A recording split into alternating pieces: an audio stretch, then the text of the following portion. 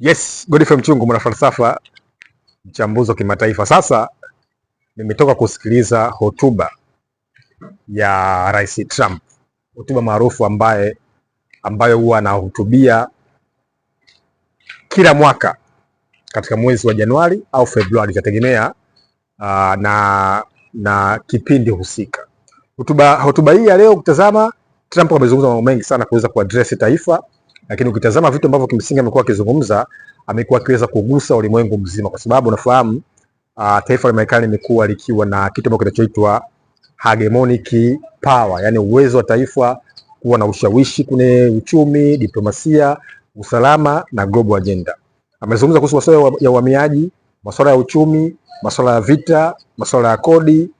Unafahamu ni kiongozi ambaye amekuwa akihangaika sana au akihangaishwa sana kama ambaye anaitwa ni global mediator.